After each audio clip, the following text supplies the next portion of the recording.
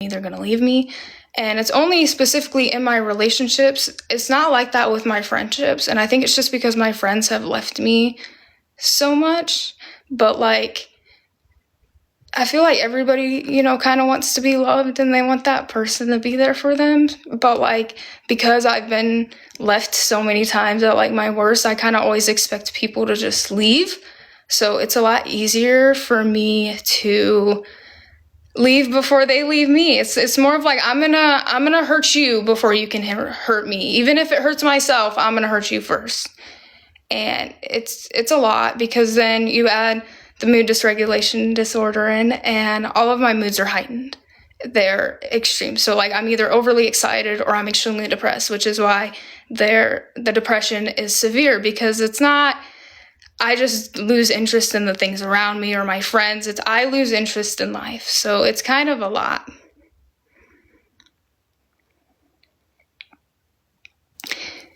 It's a lot, but it's not. Some days it's bad. Some days it's great. And other days it's just there. And if you have BPD, then you'll know exactly what I mean.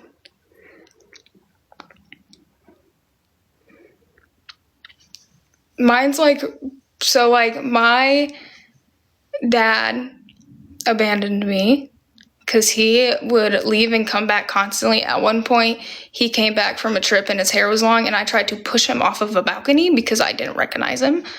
My mom didn't necessarily abandon me, but when it came to like the heavy abuse and neglect that I was going through with my dad, I was unable to reach out to my mom, so my body took it as abandonment. A lot of people that I've had a best friend that he ended up getting hit by a vehicle and dying. Lots of crazy shit. It seems like a lot of people that I get close to, they always end up leaving, or they end up figuring out how to hurt me in some type of way, which is fine, but like, why would you get me to trust you like that in the first place? I'll never understand.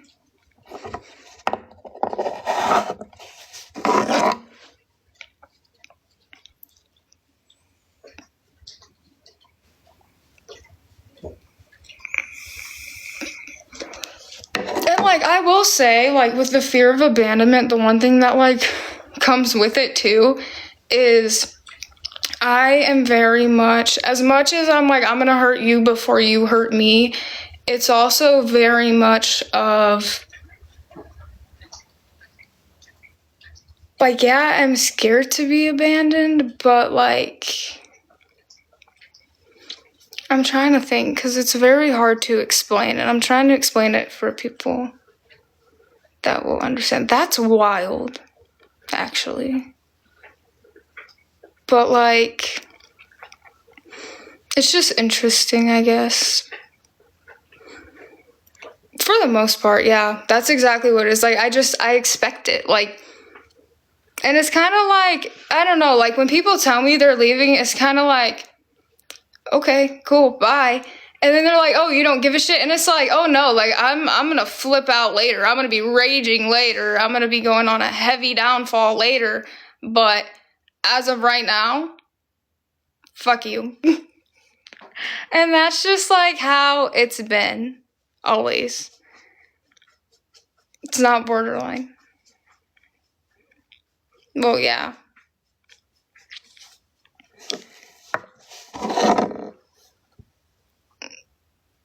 Technically, but it depends on what kind of borderline you're talking about. Because if you're talking about pure borderline, I do not have that. I have complex because I have other diagnoses. I'm doing good. I am alive. But yeah, so lots of crazy shit has happened throughout my life, and I would say that like the one that I struggle with the most is definitely the BPD and the mood dysregulation. I think if I was just depressed, it'd be all right, but because the mood dysregulation emphasizes every feeling I have, it's just not great. And then I have hypersomnia and insomnia, but I feel like those are more symptoms of everything else that I'm dealing with, not actual diagnoses, if that makes sense. I don't really care if you're laughing. Not really sure what you're laughing about, but it's very interesting. What stuff?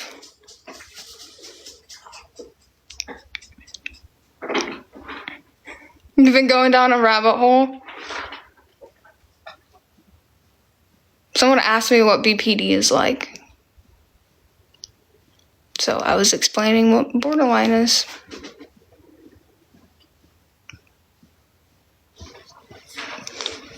I have been in therapy since the age of 5. So from 5 all the way up into 18.